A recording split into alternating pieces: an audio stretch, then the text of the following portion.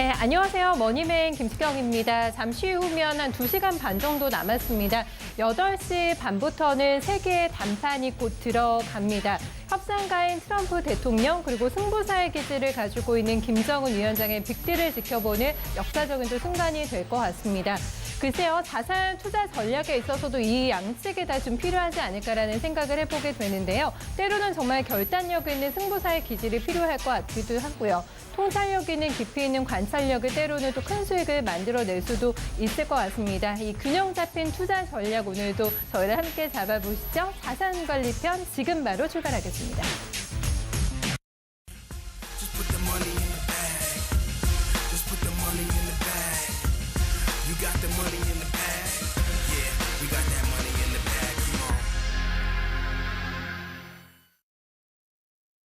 네, 수요일은 자산관리편으로 1시간 꾸며드리도록 하겠습니다. 방송 보시면서 궁금한 점 있으시면 저희한테 언제든지 연락주세요. 서울전화 325-8200번으로 문의 전화 주시면 됩니다. 방송 마감까지 계속 전화 받고 있으니까 전화 많이 이용해 주시고요. SNS는 24시간 여러분들과의 소통 창구로 열려있는 거 알고 계시죠? 좋아요도 많이 눌러주시고요. 쪽지나 게시글 남겨주시면 저희가 또 빠른 답변 도와드리도록 하겠습니다.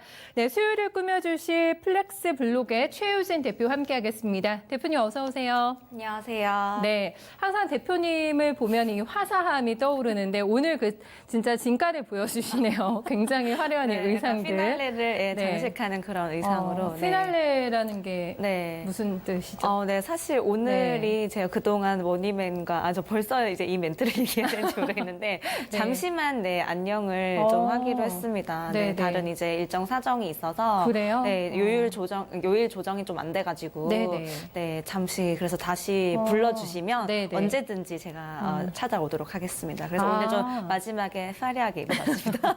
그런 의미로. 네. 지금 시작하기도 전에 피날레 먼저 얘기해 주시니까 아쉬워하시는 분들 굉장히 많으실 것 같은데요. 끝이 아닙니다. 또 다시 돌아오시는 걸로 약속해 주신 걸로 공식적인 석상에서 말씀해 주셨으니까 저희 조금 더 기다리고 있다가 최유진 이사 만나보실 수 있으니까요. 너무 아쉬워하지 마시고 오늘 이 마지막 시간을 또 함께 저희랑 즐겨주셨으면 좋겠습니다. 참 긴 시간을 저희 머니맨과 함께 하셨는데 오늘 그 마지막 날이거든요. 어떤 주제를 저희한테 얘기를 해주실지 궁금하네요. 사실 저도 이제 오늘 방송을 준비하면서 그동안 제가 몇 년간 그 머니맨 매주 했던 그 주제들을 살펴봤거든요. 근데 굉장히 이제 많은 주제들을 했더라고요. 근데 그러면서도 이제 한 번씩 뭐 금 투자라든지 각 나라별로 이런 것들은 다시 AS 겸 이제 또 짚어드렸었는데 하나 또 안 한 게 있었는데 스타트업 관련된 게 이제 굉장히 또 붐이 일고 했었잖아요. 근데 2년 전에 제가 한번 이제 뭐 회계사분 한번 모시고 나와가지고 스타트업 붐이 이제 일고 있고 정책적인 그런 부분들 그리고 뭐 세제 혜택들이나 투자자분들이 이제 할 수 있는 그런 여러 가지 방법들에 대해서 특집편으로 나눠서 이제 해드린 적이 있었는데 최근에 또 그런 동향들에 대해서 궁금해하시는 분들이 또 많아가지고 거기에 대해서 한번 정리를 해드리고 어떻게 이제 공부를 하고 대비를 할 건지 그런 걸로 좀 마지막을 장식해 보려고 알차게 좀 준비를 해봤습니다. 네, 이 부분을 조금 더 도와주시고 싶다라는 마음이 강하셔서 저는 총정리를 한번 해주실까 뭐 이런 생각을 했는데 또 새로운 주제입니다. 오늘도 비상장 투자 전문 회사 제도죠. BDC 이게 상반기 안에 좀 얘기가 나올 것 같은데 확정이 될 것 같은데요. 이 부분과 관련해서 오늘 저한테 자세하게 얘기해 주신다고요? 네, 맞습니다. 사실 뭐 지금은 뭐 제도가 안이 나온 거고요. 아직까지는 확정은 아니지만 아무래도 이제 이런 부분들이 많은 이제 증권사라든지 자산운용사에서 이제 운용 주체가 되다 보니까 새로운 이제 수익 창출원이 돼서 이제 많이들 준비를 하고 있는 곳들도 있고요. 아니다, 별로 이제 의미가 크게 없을 거다라고 하면서 준비를 하지 않고 있거나 좀 관심 없어하는 그런 전 약간 좀 업계에 생생한 그런 얘기들을 많이 이제 들어가지고 오늘 방송에 반영을 했거든요. 그래서 사실 이제 오늘 그동안의 정리도 중요하지만 향후 이제 상반기쯤에 이렇게 이제 나오게 되면 다들 이제 뭔가 준비를 하셔야 되잖아요. 근데 그 이후에 좀 뭔가 우왕좌왕해서 이게 뭐야라고 이제 해서 그때부터 공부를 하기보다는 좀 관심 가지고 계시다가 이런 게 있구나. 그리고 이런 부분들을 유의해야 되구나. 중요하구나라는 거를 미리 숙지하신 다음에 그 동향을 파악하시면은 아까 이제 앞서도 말씀하셨는데 되게 그 지금 뭐 승부사, 협상가 이런 것들에 대해서 사실 우리가 투자를 할 때도 마찬가지잖아요. 되게 고위험, 이제 고수익, 뭐 그리고 뭐 이제 로 리턴, 로 리스크 뭐 이런 것들이 있긴 하지만 그런 것들이 굉장히 중요한 부분들이 있기 때문에 네. 오늘 이제 그런 것들을 이제 알아보는 시간이고요. 일단 비상장 기업 이제 투자 전문 회사라고 하는 게 최근에 이제 나오면서 아까 말씀드렸다시피 보통 비상장 같은 경우는 기업이라고 하면은 이제 상장이 되지 않은 곳들은 벤처 캐피탈이 보통 투자를 많이 하고 그렇잖아요. 그쪽이 주체가 네. 된다고 생각을 하잖아요. 근데 지금 이 BDC 제도가 화두가 되고 있는 이유가 뭐냐면 네. 앞서도 제가 말씀드린 것처럼 실제로 운용 주체에 지금 안에 들어가 있는 게 벤처 캐피털이 빠져 있어요. 네, 그리고 이제 증권사와 이제 자산운용사가 할 수 있다라고 하니까 굉장히 좀 모순이지 않냐라고 하기 때문에 그러네요. 네, 이제 그런 부분들에 대해서 네. 각 이제 업계의 입장 차이라든지 그런 것들도 되게 중요한 것 같고요. 그리고 오히려 아까 말씀드린 것처럼 이제 새로운 먹거리가 되니까 증권사나 자산운용사 입장에서는 굉장히 또 이제 경쟁이 치열하게 될 거다. 뭐 이런 관측들도 있고 그러면서 또 우리 개인 투자자들은 그 안에서 어떤 이제 기회를 모색을 해야 되냐 이런 여러 가지 입장 차이에 대해서 찾아가야 되는 건데요. 또 사실 이제 이런 부분들에 대해서 하나하나 좀 짚어 넘어가 보면 좋을 것 같아요. 네. 그러네요. 업계는 또 업계 입장에서의 경쟁이 상당히 치열해질 것 같고 또 저희는 투자자 아닙니까? 네. 투자자 입장에서 저희가 또 취해야 될 부분들이 있을 것 같아서 그런 부분들을 종합적으로 좀 살펴보는 시간이 될 것 같습니다. 일단은 이 BDC라는 게 어떤 건지 좀 생소하신 분들도 계실 것 같아서 개념을 조금 명확히 한번 잡아볼까요? 네. 그 BDC라고 하는 건요, 말 그대로 이제 이 비즈니스 디벨롭먼트 컴퍼니의 약자인데요. 이제 IPO, 즉 이제 기업 공개를 통해서 조달한 자금으로 비상장 기업이라든지 신생 벤처 기업 또는 이제 코넥스 기업에 투자하는 SPC, 즉 이제 특수 목적 회사라고 이제 보시면 되는데요. 지금 이 화면에 보시는 것처럼 실제로 이 여러 가지 이런 거 보면은 여기 투자 대상을 정하지 않은 상태에서 일단 어디에 투자합니다 이게 아니라 일단 자금을 모집하고 공모를 한 다음에 사모가 아니라 이제 공모인 거죠. 그리고 거래소에 상장한 이후에 비상장 기업 등에 투자를 하는 그런 투자 목적 회사라고 하는 게 좀 다르다고 보시면 될 것 같고요. 투자 대상을 정하지 않고 있다는 게 이게 특징이네요, 포인트죠. 이게. 네. 그래서 지금 보면 투자자 입장에서는 투자 자금 회수를 용이하다 뭐 이런 여러 가지 특징이 있고 첫 번째 이제 여기 보면은 투자 대상 기업에서는 안정적으로 자금 공급, 뭐 이제 비상장 기업이나 코넥스 상장 기업들이 있고요. 이렇게 자금 조달하고 이렇게 설립 그리고 자금 조달한 다음에 상장 그리고 기업 지원, 기업 가치가 상승한 다음에 투자 수익 실현 이런 식으로 사실 굉장히 이상적으로 이렇게만 제도가 잘 돌아간다라고만 하면은 굉장히 좋은 제도가 될 수 있는 건데요. 특징을 좀 크게 살펴보면은 일단 실제로 이제 다수의 개인 및 이런 이제 법인 투자자들의 이제 등 민간으로부터 이렇게 자금을 모아서 스타트업 등 비상장 기업에 투자 및 대출을 해줄 수가 있습니다. 투자도 할 수 있고 이제 대출도 대출도요? 해줄 수가 있습니다. 그래서 네. 민간 자금보다는 좀 정책 자금 위주로 구성된 이제 벤처 조합이랑은 좀 차별화가 된다고 보시면 좋을 것 같고요. 그래서 이 부분에서 그럼 대출도 해주고 투자도 해주면 벤처 조합이랑 비슷하지 않아라고 하는데 지금 말씀드린 부분 민간 자금이랑 이제 정책 자금 이 부분에서 벤처 조합이랑은 좀 구분이 된다라는 점 이제 짚어드리고요. 그리고 또 이제 BDC 같은 경우는 벤처 조합과는 좀 다르게 거래소에 상장이 되어 있기 때문에 투자자들이 언제든지 자금을 회수할 수 있습니다. 예를 들면 우리가 비상장 주식 같은 경우는 우리가 저번에도 제가 말씀드렸지만 이제 38 커뮤니케이션이라든지 여러 가지 그런 걸 이제 호가가 나와 있는 곳들이 있는데 험해도가 많고 실질적으로 유동성이 썩 좋지는 않아요. 근데 이제 우리가 뭐 HTS로 거래를 하는 유가증권 시장 같은 경우는 바로 이제 호가창 같은 데서 투명하게 거래를 할 수가 있으니까 바로바로 이런 이제 유동성의 이제 그런 위험 부담이 적잖아요. 그래서 그런 부분들 관련해서 굉장히 좀 장점을 가지고 있고요. 그래서 소액 기관 투자자들한테 각광을 많이 받을 거다라는 그런 기대감이 높아지고 그럴 있는 것 같아요. 제도 중에 하나고 또 마지막으로는 사실 이제 블루홀이라고 그 이제 배틀그라운드라고 하는 게임이 굉장히 또 핫했잖아요. 사실 이제 그 게임이 핫하면서 거기가 이제 비상장 회사인데 거기에 투자를 했던 이제 코스피라든지 코스닥 상장 기업이 굉장히 주가가 올랐을 정도로 막 넵튠이라든지 카카오라든지 거기가 이제 블루 블루홀에 투자를 했었거든요. 네, 이제 네. 그런 것처럼 토스도 마찬가지였고요. 그래서 기업 가치가 이제 몇 년 사이에 이렇게 급등한 유니콘 기업들이 있는데 스타트업 투자에 대한 이제 대중들의 관심도 늘어나고 있거든요. 높아요. 왜냐하면 네. 블루홀 주식이 3만 원, 2만 원, 3만 원이었는데 이게 막 50만 원, 60만 원대가 돼버린 거예요. 그런 성공 사례들을 저희가 많이 굉장히 보다 보니까 많잖아요. 네. 그러니까 나도 저거 살 걸. 약간 이제 맞아요. 이런 대중들이 네. 되게 많아지고 특히나 이런 이제 배틀그라운드 같은 경우는 또 대중적인 게임이다 보니까 이 게임은 알았는데 투자를 못했어. 뭐 이런 이제 주변에 젊은 친구들이 많았거든요. 맞아요. 네. 네, 그래서 좀 이 대중화가 되고 있다는 점 자체도 이 BDC 제도 이제 흥행 가능성을 굉장히 이제 예측해 볼수 높게 있네요. 보고 있는 그런 상황인 것 같습니다. 네. BDC 제도 그 도입 방안을 저희가 조금 주체 대상 그리고 투자 요건을 좀 나눠서 한번 볼까요? 네. 일단은 이게 이제 금융위원회에서 나온 그 제도 도입 방안인데요. 실제로 아까 말씀드렸던 것처럼 굉장히 이제 좀 아이러니하게도 운영 주체가 사실 벤처 캐피털이 당연히 들어가야 될 것 같은데 네네. 지금 금융위원회에서 나온 안에는 앞서 말씀드린 것처럼 증권회사 또는 자산운용사만 이렇게 들어가 있습니다. 빠져요. 네, 빠져 있기 벤처 때문에 캐피탈. 네. 그래서 좀 이 부분 관련해서 아까 말씀드린 것처럼 업계별로 이제 차이가 좀 있고요. 그건 좀 이따가 좀 자세하게 앞서 이제 보도록 하고 그리고 투자 대상에는 그 비상장 기업이나 코넥스 상장 기업 등으로 한정을 하는데 여기서 좀 중요한 포인트가 여유 자금의 30%는 네. 국공채 등 안전자산을 중심으로 운용을 한다는 점에서 네.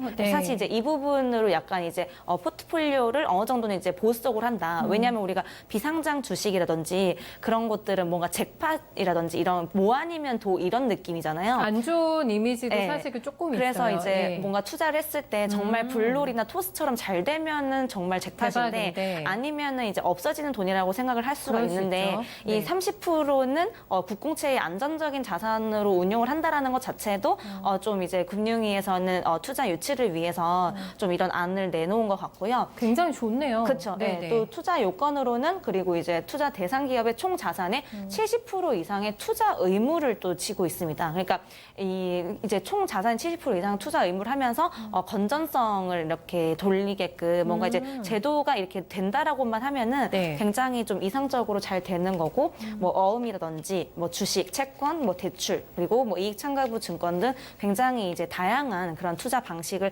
허용한다라는 점에 있어서는 네. 이대로만 되면은 굉장히 도입 방안으로는 좋지만 사실 운용 주체에 벤처 캐피탈이 빠졌다는 거가 굉장히 지금 많은 화두가 되고 있는 그런 하드슈가 상황이죠. 되고 네네네. 있는데 네. 이런 안전장치도 마련이 돼 있다고 하니까 네. 아마 많은 분들의 관심을 좀 자극할 만한 구성이지 않을까라는 생각을 해보게 됩니다. 전 대표님 말씀을 계속 듣고 있다 보니까 스펙이랑 좀 비슷한 것 같은데 네, 이런 생각도 그쵸. 들어서 이게 차이점이 좀 짚어주시면 좋을 것 같고 해외 네. 쪽은 또 어떤가요, 대표님? 네, 맞습니다. 아무래도 이제 이 제도가 국내에서 이제 처음 나온 게 아니라 해외에서도 이제 선례가 있으니까 보통 이렇게 나오는 경우가 많잖아요. 네. 먼저 말씀해주신 것처럼 이게 스펙이랑 되게 비슷하면서도 이제 다른 점이 많은데요. 네. 아까 이제 벤처조합처럼 일단 스펙은 기업 인수 목적 회사잖아요. 제가 뭐 2년 전에 그 머니맨에서 스타트업 편에서도 네. 소개해드렸던 게 바로 이제 스펙이었는데요.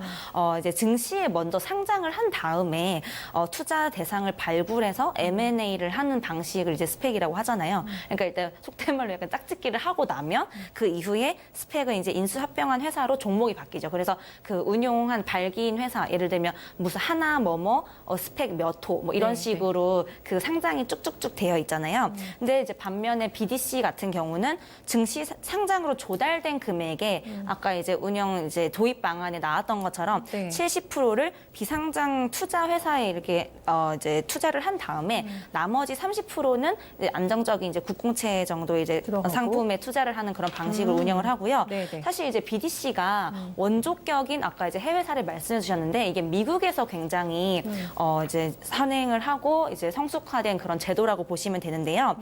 미국에서는 사실 이 BDC 제도가 투자한 회사를 M&A 하는 방식으로 주로 이제 현금화, 즉 이제 엑시스를 하는 거죠. 투자를 했던 거에 대해서 현금화를 하는데요. 그리고 이 수익을 배당의 형태로 투자자들한테 이제 돌려주는 방식을 많이 채택을 하고 있습니다. 아, 네네. 네, 그래서 이익의 90% 이상을 배당을 해야 되기 때문에 네. 그렇게 해야지 세제 혜택을 받기 때문에 이제 BDC를 미국에서는 이제 고배당주로 이렇게 분류를 하기도 하거든요. 그래서 미국에서는 평균 이 BDC의 배당 수익률이 네. 7, 8%에 해당하기 때문에 높네요. 굉장히 고배당이에요. 있는데요. 네, 그래서 이제 네. 하지만 이 초기 기업의 이제 투자 시장이 활발한 이제 미국이랑 한국 같은 경우는 아직까지 뭐 자영업이 많은 거지 이런 스타트업에 대한 이제 제도라든지 규제라든지 이런 부분들이 미국과 단순 비교하기에는 좀 약간 상황이 너무 다르니까. 환경이나 상황이 좀 그래서 그러네요. 좀 그런 비교하기에는 좀 어렵다는 지적이 나오고 있어서 반드시 이제 좀 그런 부분 달라야 되는데 일단 먼저 이제 한국과 미국의 BDC 제도를 좀 비교를 해보면 지금 말씀드린 것처럼 네. 투자 대상의 일단 한국은 아니잖아요. 지금 시행된 것도 아니고 이렇게 비상장 기업, 코넥스 상장 기업으로 한정을 하지만 미국 같은 경우는 이 총 자산의 70% 이상을 비상장사라든지 상장사 중 총 시총이 2.5억 달러 이하의 기업 뭐 이런 식으로 소형주도. 네, 좀 더 이제 디테일하게 이렇게 들어가서 네네. 투자 대상을 이렇게 넓혀져 가고 있고요. 그리고 포트폴리오 자체도 이제 50% 이상의 총 자산의 5% 미만 종목으로 구성. 뭐 이제 뭐 그리고 다변화하는 거를 의무화. 그만큼 이제 계란을 한 바구니 담지 말라라고 하는 것처럼 이런 이제 비상장 이제 회사라든지 스타트업들이 워낙 이제 흥망성쇠가 크다 보니 이제 다변화해서 그런 리스크를 최소화하는 그런 게 줄이자는 게 있는데 목적이겠죠? 사실 네. 어떻게 보면 여유자금 30%를 국공채에 투자를 한다고는 하지만 사실 저게 없는 것보단 낫지만 크게 저게 이제 실효성이 있을까?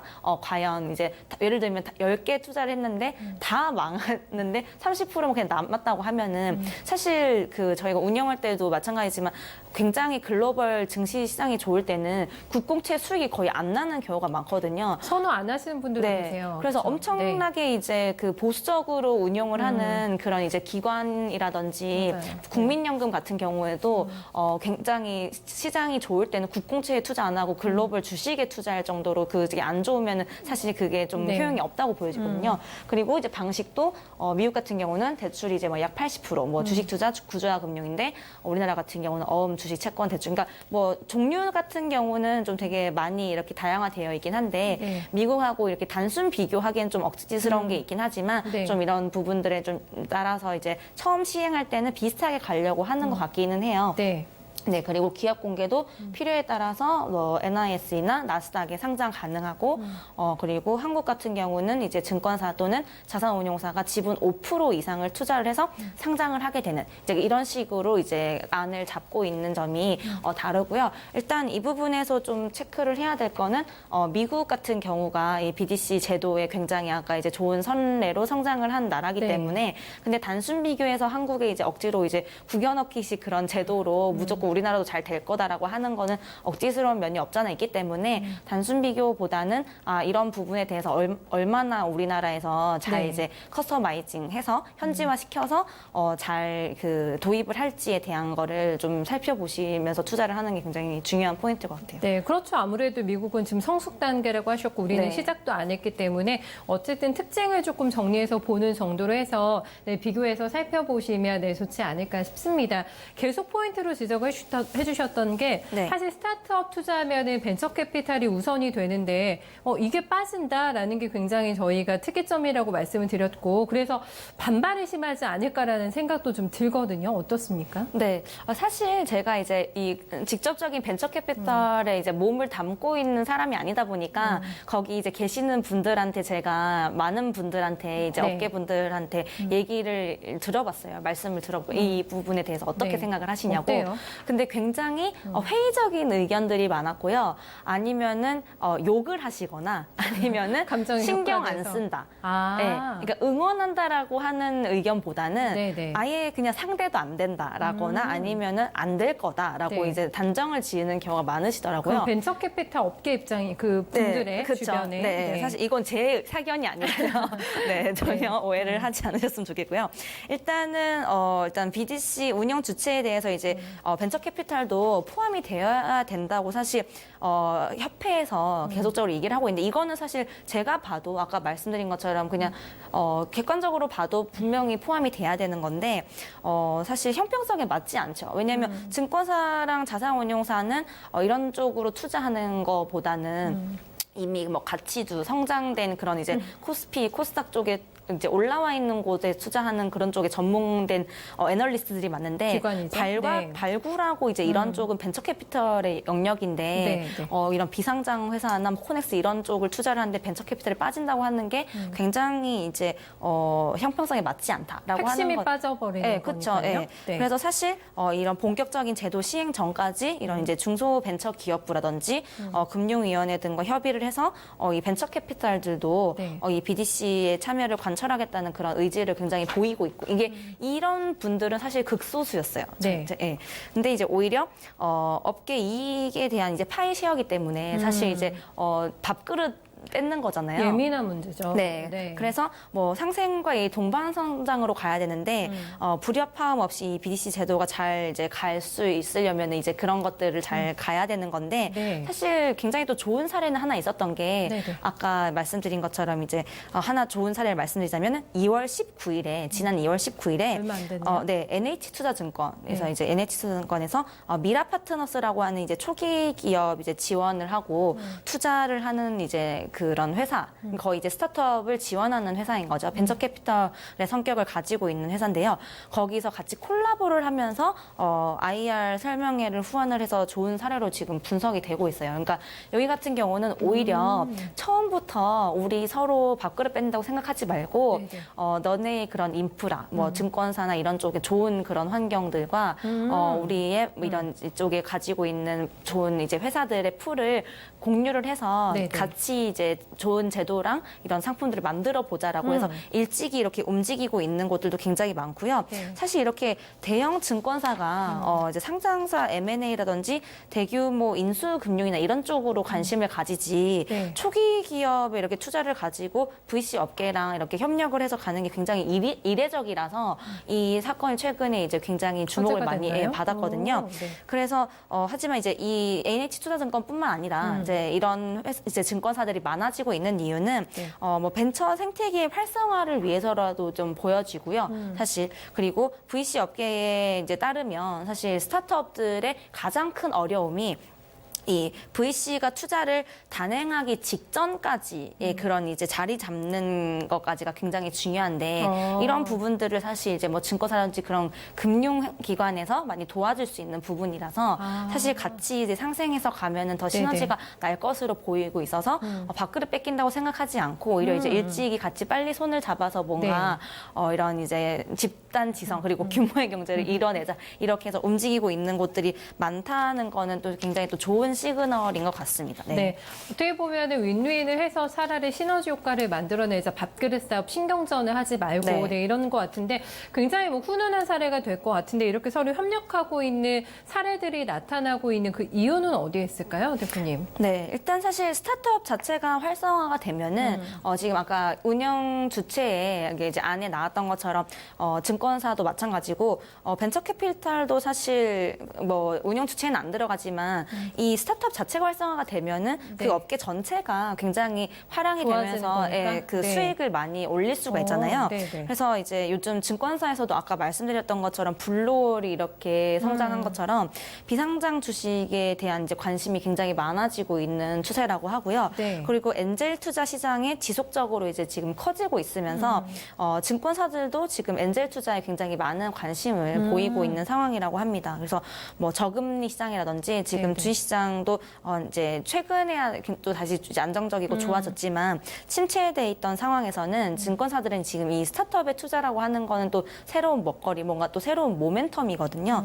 그래서 새로운 또 투자처를 확보하는 효과를 가질 수가 있기 때문에 사실 이제 가장 중요한 부분은 이 초기 투자 시장의 변화가 이 경쟁력 있는 초기 스타트업들에게 더 큰 이제 성장의 기회와 발판이 이제 돼서 이제 우리나라 스타트업이 지금 정부에서 정책적으로 밀어주는 것처럼 더 활성화가 되고 성장할 수 있는 그런 환경이 조성되는 게 일단 가장 중요한 거고 그리고 나서 이제 이 VC라든지 뭐 증권사라든지 자산운용사가 여기서 이들이 이 시장이 커져서 수익을 보는 건 또 그 다음에 그 문제인 거고 일단은 이 스타트업이 잘 돼야 되잖아요. 그래야지 이 나라가 잘 되는 거고 그리고 이런 것들을 잘 발굴해서 투자를 하면은 또 이제 개인들도 투자 수익을 낼 수 있어서 좋은 거고 그래서 이 삼박자가 이제 잘 받아야 되는 건데 그래서 그렇기 때문에 더더욱이나 이 BDC 제도에서 벤처 투자의 전문성이 높은 이 벤처 캐피털이 제외되는 일은 더더욱 이제 없어야 된다고 이렇게 이제 보고 있는 거고요.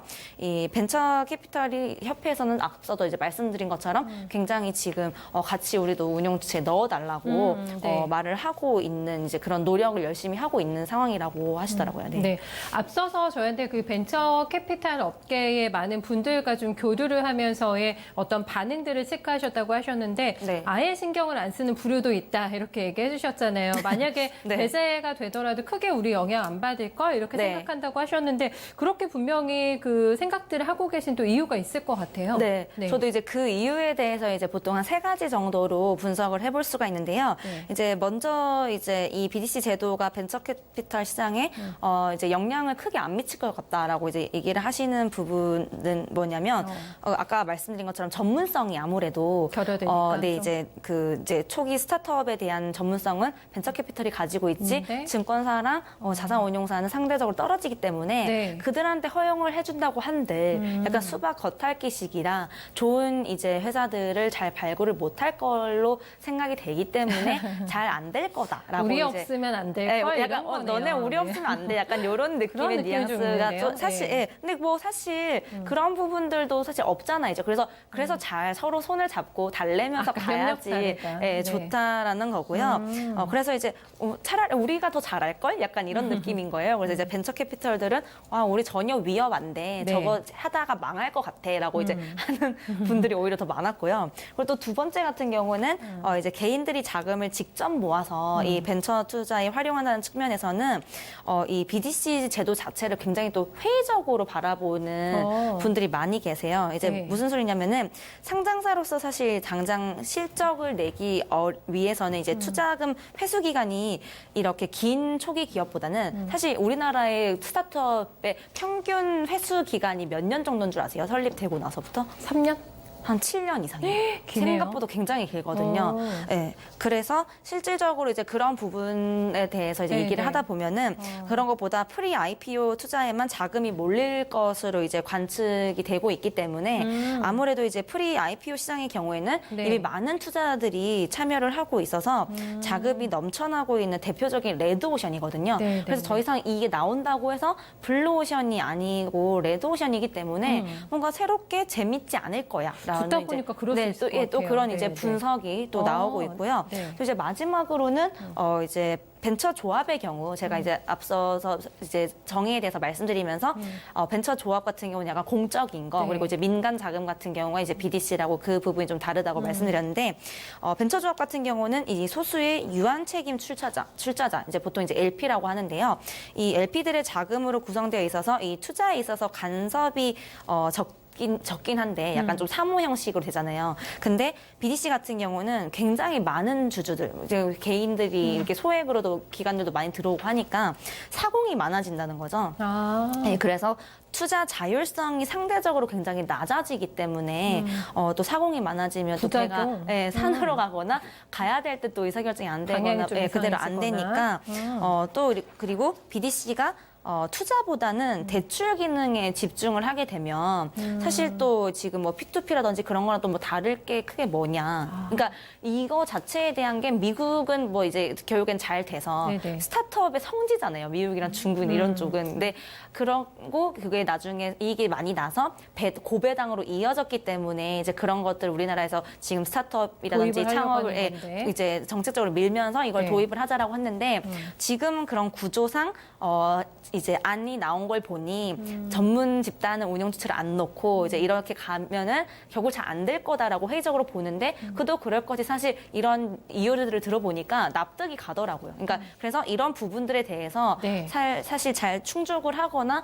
해소하지 않는 그런 방안들이 나온다고 하면은 사실 그냥 새로운 그런 뭔가 제도나 상품이 나왔다라는 것에만 그치고 뭔가 실질적인 이제 스타트업 성장이라든지 투자들한테 큰 이제 수익은 안겨다 주지 않는 뭔가 이제 증권사라든지 자산운용사에서 신제품 출시할 때 원래 돈이 또 확 모이잖아요. 그렇잖아요. 근데 그들만 네. 배불리는 그런 이제 상황이 될 수도 있다라고 이제 안 좋게 보는 그런 회의적인 관측도 많은 거는 사실 부정할 수 없는 그런 이제 팩트 중에 하나인 것 같아요. 네, 금융위에서 이 벤처캐피탈 업계 목소리를 조금 반영을 해줄지는 일단은 모르겠습니다만 현재 저희가 가안이라고 할 수 있는 거에서는 일단 배제가 되는 것이 맞고 네. 증권사와 자산운용사가 이제 주체가 되게 되는데 네. 이쪽에서는 또 어떤 입장일지 적극적으로 움직임이 있습니까? 이쪽에서는? 네, 아무래도 네. 사실 앞서 말씀드린 것처럼 이제 새로운 수익 창출원이 되고 또 이렇게 이런 걸 허용을 해줘서 하게 되면은 사실 코스닥 이제 벤처 펀드도 처음에 이제 시행이 됐을 때 네. 굉장히 또 이렇게 핫해서 자금이 많이 모였었잖아요. 맞아요. 이제 그런 것처럼 사실 이제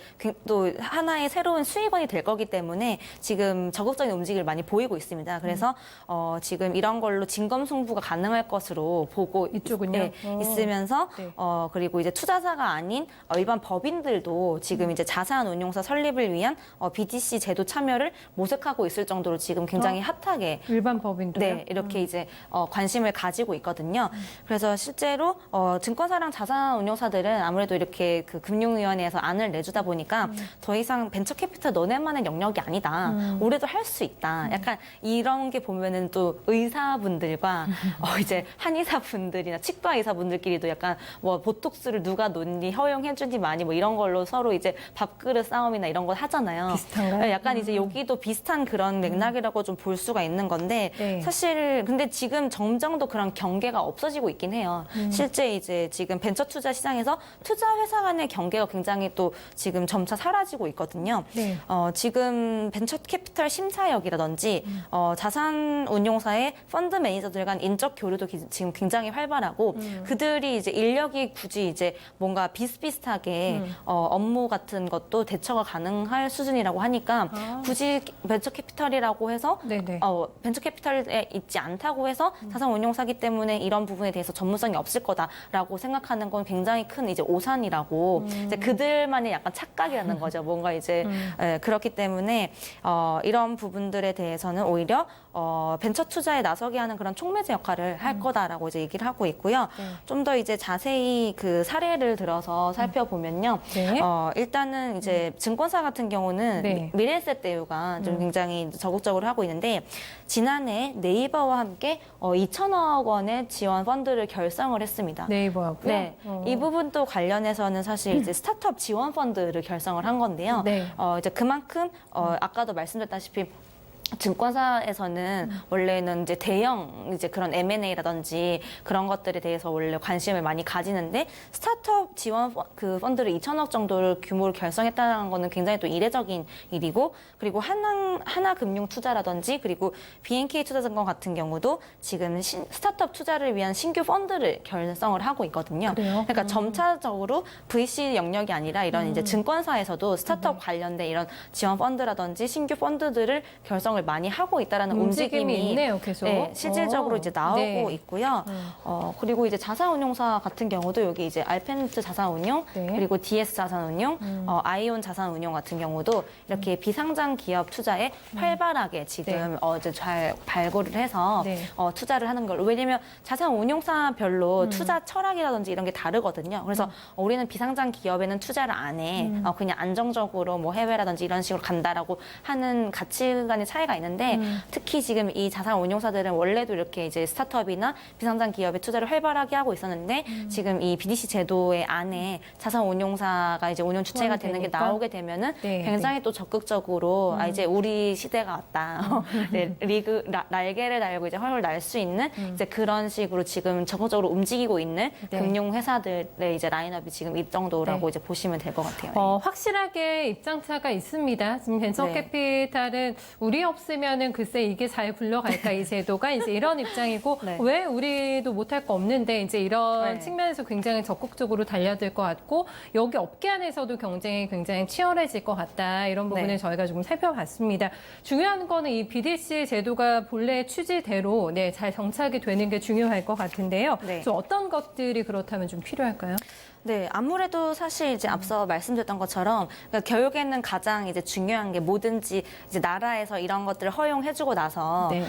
금융회사에서 뭔가 만들어서 새롭게 나왔을 때 이게 실패 사례, 그냥 단순히 자금만 모으고 끝났다라고 하면은 또 굉장히 또 사람들의 투자자들의 실망감이 크잖아요. 그쵸. 그래서 결국에는 네. 이게 잘 되려면 이로 성공 사례가 빨리 이렇게 나와줘야 되는데 뭔가 이렇게 BDC에 투자를 했는데 네. 미국처럼 이렇게 투자가 너무 잘 돼서 배당을 뭐 되게 많이 받고 있지 뭐야, 약간 이런 식으로. 6에서 7%면 꽤 괜찮아요. 그렇죠. 예. 굉장히 이렇게 나와야 되는데요. 네. 사실 이제 스펙도 스펙을 예를 들 수가 있는데 아까 네. 이제 앵커님도 말씀하셨다시피 스펙이랑 비슷하면서도 이제 차이점이 있잖아요. 달랐어요? 네. 근데 사실 스펙 같은 경우도 초반에는 굉장히 이제 한동안은 굉장히 인기가 없었어요. 왜냐하면 스펙도 이제 합병 이제 심사 난이도가 직상장 못지않게 높기 때문에 우회상장 같이 보이지만 이게 뭐 IPO랑 다를 게 크게 뭐야? 네. 크게 메리트가 없네라고 해가지고 크게 이제 이 초반에. 부분에 대해서는 이제 관심이 없었는데 성공 사례가 이제 등장하지 않다 보니까 다들 이제 값만 보고 있었던 거예요. 별로 이제 스펙에 대해서 관심을 안 가지고 있다가 네. 근데 이러다가 그냥 사라지고 말겠지. 예, 근데 1호 합병 사례가 나오고 나서부터는 분위기가 완전 달라지면서 첫 성공 사례들이 네, 그때 이제 나오면서. 화신 전공을 필두로 그때 이제 연이어 이제 스펙과 합병을 성장시킨 이제 상장사들이 이제 등장을 해서 네. 그때는 이제 투자 전략 중에 스펙 그냥 뭐 미리 사두면 2,000원 언더는 안 떨어지니까 무조건 다 이렇게 나눠도 사두라고 초기 지금 뭐 ICO 시장처럼 이제 흩어서 사두라는 식으로 스펙이 한때는 한참 되게 또 핫했던 시기가 있었거든요. 근데 처음에는 안 그랬지만 뭔가 성공 사례가 딱 하나 나와주면 그러면서 사람들이 또 다 이렇게 그때가 딱 전환점이 네, 됐었나 봐요. 전환을 하는 것처럼 네. 사실 이제 저는 이제 BDC 제도도 마찬가지라고 생각하거든요. 비슷한 것처럼 지금 기대감과 그리고 각 이제 부처별로의 그 입장 차이는 있지만 네. 결국에는 이제 참여하는 사람들은 투자자잖아요. 개인들이 이제 돈을 투자를 하게 되는데 자기들끼리 밥그릇이 뺏기던 말던 사실 돈을 벌게 해주면 투자자들한테 성공 사례를 안겨다주면 이거는 성공할 수가 있는 되겠죠. 부분이거든요. 네, 네. 그렇기 때문에 사실 이제 이 기대 심리도 그렇고 실질적으로 나와주는 그 수익 부분에 대해서도 잘 갈 수 있게끔 아까 이제 참여하시는 분들의 되게 이제 훌륭한 작품과 구조가 이제 나오기를 좀 이제 기원을 해보는 게 굉장히 중요한 이제 포인트일 것 같고요. 그리고 BDC 사례가 이제 성공적인 게 사례가 등장을 하면 스펙의 이제 그런 전환점 때처럼 네. 선순환 구조로 자금도 많이 들어오고 이런 이제 스타트업이라든지 그런 회사들을 잘 성장시킬 수 있는 그런 계기가 될 것 같다는 생각이 듭니다. 네. 그럼 또 하나 이제 고민이 될 것 같아요. 투자자 입장에서는 스펙도 있는데 굳이 BDC를 내가 이제 이런 생각을 하시게 될 것 같은데 네. 차이점이 있기 때문에 분명히 BDC만이 가지고 있는 어떤 장점 부분이 있을 것 같거든요. 네. 네. 뭐 사실 앞서도 말씀드렸다시피 이제 뭐 스펙이랑 BDC에 대해서는 일단은 뭐 자금을 모은 다음에 나중에 투자를 하냐 그리고 이제 뭐 그러니까 M&A 될 때까지 기다렸다가 뭐 하냐 이런 부분에 대한 차이도 있지만 네. 사실 이제 가장 큰 부분에 대한 게 뭐냐면 아까 말씀드린 것처럼 시장에서 이제 BDC 주식을 사는 것만으로도 일단 블라인드 펀드, 그러니까 즉 이제 투자 대상을 정해놓지 않고 모집한 이제 펀드에 투자하는 것과 다름없는 효과를 내기 때문에 이 부분이 굉장히 이제 개인 투자들의 관심을 이제 끌 수가 있다라는 거죠. 이게 뭐냐면 사실 이제 저금리 시대가 지금 계속되고 있고 고액의 자산을 보유한 이제 개인들이 늘어나면서 이 벤처 투자를 하려는 이제 개인들이 지금 굉장히 많이 늘어나고 있는 맞아요. 시장이잖아요. 네. 근데 하지만 직접 이제 자금을 유치하려는 개인과 이렇게 접촉을 하거나 펀드를 조성하는 이제 벤처 캐피털과 접촉을 하는 데에는 굉장히 한계가 있고 어렵다고 정보의 하셨잖아요. 비대칭성이 있기 때문에 네네. 그래서 이제 그나마 증권사 PB센터라든지 이런 데를 통해서 신탁 형태로 이런 벤처 펀드에 투자하거나 개별 기업 지분을 이렇게 조금씩 사시는 분들은 간혹 엔젤 투자하시는 분들이 있으세요. 계시거든요. 네. 근데 이제 이런 방식으로 이제 하게 되면은 단점이 뭐냐면 신탁 수수료도 내야 되고 그리고 펀드 운용 보수도 내야 되고 여러 가지 재반 비용들을 그게 많이 나가는군요. 중간에 또. 이제 그런 낀 네. 그 인건비들이 나가니까 이중 삼중으로 금융 비용이 들게 되는 어떻게 거예요. 유통 구조가 되게 그쵸. 다양해서 거기 계속 네. 중간중간에 그러니까 자금이 산지 직송이 돼야 되는데 그러니까 도매여야 도매에서 계속 이렇게 단계가 소매로 너무 엄청나게 많네요. 이제 그 농장 하시는 분들에서 우리가 이제 또 소고기 먹을 때까지 얼마나 많은 그 소매를 거치는 것처럼 그 도매를 거치는 것처럼 굉장히 이제 그런 느낌이라고 보시면 되는데 네. 사실 이제 BDC를 하게 되면 여기서 이제 좋은 포인트가 여기 있는데 약간의 중개 수수료만 내게 되면은 이 이제 비용적인 이점이 이렇게 여러 단계를 거쳐야 되는 것보다 굉장히 이제 저렴하고 이제 효율적이라는 이점이 있고요. 네, 일단 네. 비용 쪽에서 가장 큰 메리트가 유리하네요. 있다. 월등하네요. 네.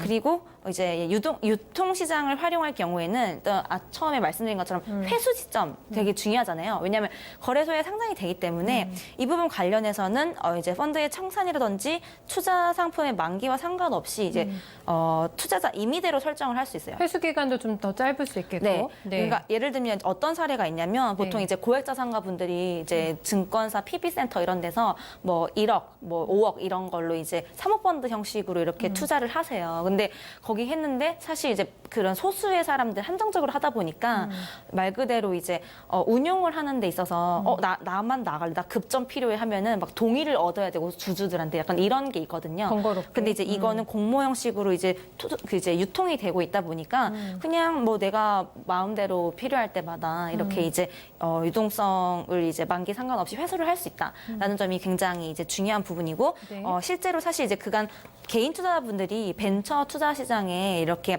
진입을 가로막는 걸림돌 중에 하나가 뭐였냐면은 이 유동화. 그러니까 그 가치는 많이 올랐는데 네. 팔지 못하는 아. 실제로 제가 어떤 사례가 있었냐면 아까 이제 블루홀 하니까 되게 재밌는 사례가 있었는데 블루홀의 주식을 굉장히 많이 가지고 계신 분이 예비 신랑이신 분이 네.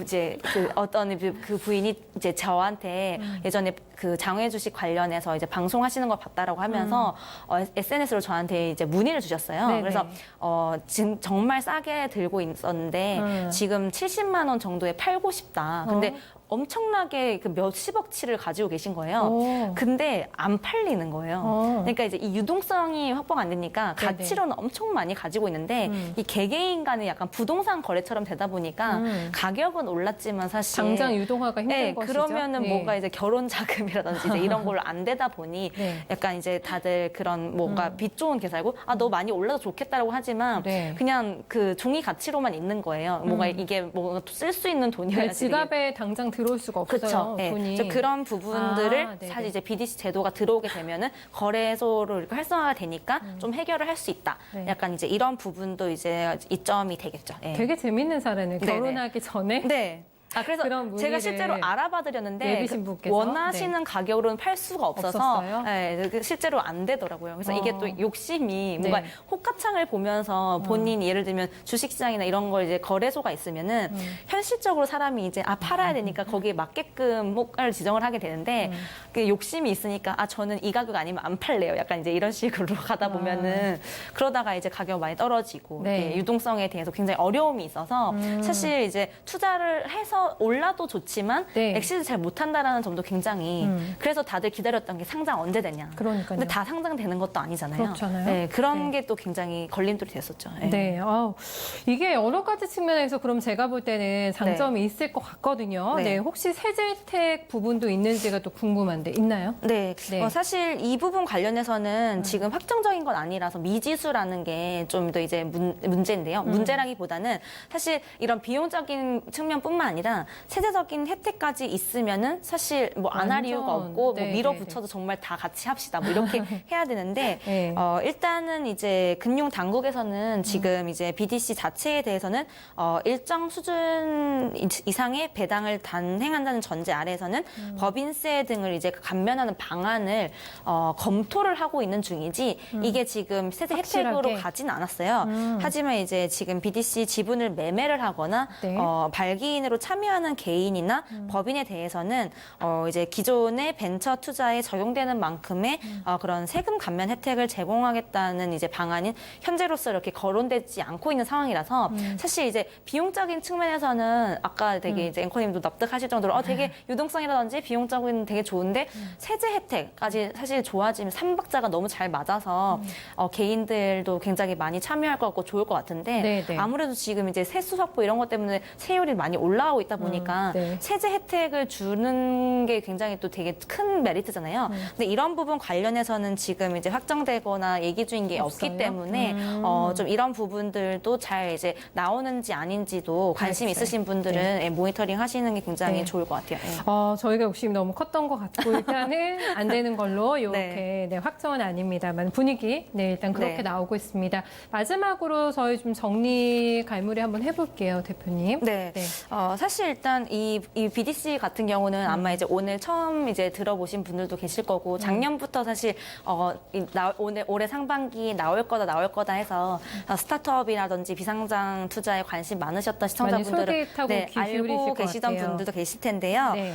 사실 이제 앞서 말씀드린 것처럼 이런 것들은 새롭게 이제 늘 나오긴 하지만 스펙 때처럼 사실 초기에는 그 관심을 못 받고 시들시들 하다가 뭔가 하나가 빵 터트려 주면은 또 이제 전세가 역전이 되면서 네. 또 선순환이 되거든요. 그래서 이제 그런 것들을 잘 만들어주는 이게 이제 운용 주체인 뭐 이제 증권사에서 나오던 이런 자산운용사에서 나오던 아니면 이제 그게 실제로 제도가 시행되기 전까지 만약에 벤처 캐피털도 들어가게 되면은 네. 만약에 전문성이 더 높아지면서 더 이런 이제 성공 사례가 나올 확률이 높아지잖아요. 네네. 그래서 이런 것들에 대해서 흥행 여부가 갈릴 걸로 이제 보이기 때문에 이런 게 벤처 캐피털이 이제 운영 주체에 들어가는지 안 들어가는지 네네. 아니면 탄탄한 VC랑 협력을 하는 이제 증권사나 사례들이 많아질 자산 것 운용사에서 같아요. 만드는 그런 건지 아닌지를 판단하시는 게 굉장히 중요할 것 같고요. 일단 또 이제 개인 투자자분들이 유의해야 할 점이 굉장히 또 중요한데 사실 이제 증권사나 자산 운용사 입장에서는 새로운 이제 수익 창출이니까 원인죠. 일단 팔면 장땡 약간 이런 느낌도 있을 수 있잖아요. 그래서 초반에 굉장히 세일즈는 열심히 할 수는 있는데 고위험군 이제 투자 금융 상품에 대해서는 좀 충분한 설명 없이 네. 그런 이제 BDC에 대한 이제 그런 거에 대한 좀 고지 없이 초반에 프로모션격으로 많이 진행될 수 있는 위험성도 크기 때문에 오히려 저는 섣불리 막 네. 이렇게 들어가시는 것보다 네. 스펙 때처럼 한번 이제 좋은 성공 사례가 나온 다음에 검증되고 나서 네. 투자를 하셔도 이제 늦지 않다고 생각이 되고요. 일단 특히나 지금 앞서 설명드렸던 걸로 그냥 BDC 자체가 그냥 스펙이나 고배당주 같은 거 아니야라고 이렇게 생각하시면 큰 오산이고요. 아니에요. 다르네요. 그런 게 아니라 네. 장점도 있지만 분명히 단점도 있고 미지수인 부분, 뭐 세제 혜택 같은 경우는 아직까지 정해진 부분이 없기 없어서. 때문에 또 이제 투자금을 회수를 못할 때는 배당도 기대를 못해요. 그러니까 원금도 투자금도 회수 못하고 배당도 못 받거든요. 근데 이제 BDC 미국에서는 7, 8% 정도 되는 고배당주 같이 보입니다, 고객님 하면서 가입했는데 아니에요. 투자금 회수 네, 못하면은 투자금 회수 못해서 고객님 배당도 없습니다라고 하면은 말이 다르다나 뭐 이렇게 그렇죠. 되는 거잖아요. 네. 그래서 이제 또 회수가 안 될 때는 투자 손실도 될 수도 있기 때문에 제도가 자리 잡지 않을 때까지는 섣불리 투자를 안 하시는 게 좋다라고 하면서 좀 이제 정리를 하고 싶습니다. 네. 결론은 조금 더 이 제도가 정착이 된 네. 이후에 네. 상황을 지켜보고 네. 투자하는 것은 괜찮지만 네. 리스크도 반드시 저희가 감안을 좀 해봐야 될 것 그쵸, 같고 네. 이렇게 정리를 한번 해볼 수가 있겠습니다. 지금 다 오늘 순서가 마무리가 돼서 이제 대표님을 보내드려야 되는데 워낙 또 이 네. 수요일에 기다리시는 팬분들도 많으실 것 같고 그래서 아쉬워하시는 분들 많으실 것 같아요. 마지막으로 인사 좀 해주세요. 네. 네, 저는 그동안 네. 너무 이제 저도 머니맨을 하면서 오히려 제가 되게 많이 공부가 됐던 것 같고요. 앞으로도 이제 지금 저희가 잠깐만 안녕. 네, 다음에 제가 다시 또 좋은 기회가 돼서 찾아뵙게 되면은 네. 좀 더 업그레이드된 그런 이제 모습으로 좋은 내용, 그런 유익한 내용으로 또 찾아뵙도록 하겠습니다. 네, 스케줄상에 좀 어려움이 네. 있으셔서 잠시 자리를 비우는 거니까 네. 언제든지 저희 기다리고 있으니까 연락 주세요. 네, 대표님. 알겠습니다. 노래 안 틀어주시네요. 네, 아쉬움을 뒤로하고 네. 오늘 저희 그럼 여기서 마무리 인사드릴게요. 그동안 수고 알겠습니다. 많으셨습니다. 네, 감사합니다. 네, 최우진 대표와 함께한 자산 관리 편이었습니다. BDC 관련해서 상반기 안에는 확정 발표가 금융위 쪽에서 나오지 않을까 싶은데요. 확실하게 투자 메리트가 있긴 합니다만 초기 단계이기 때문에 일단은 조금은 조심스럽게 접근하는 게 좋지 않을까라는 부분을 결론적으로 좀 말씀을 드릴 수가 있을 것 같습니다. 오늘 저희 자산 관리 편 여기서 마무리 인사드리겠습니다. 남은 저녁 시간 편안하게 보내세요. 고맙습니다.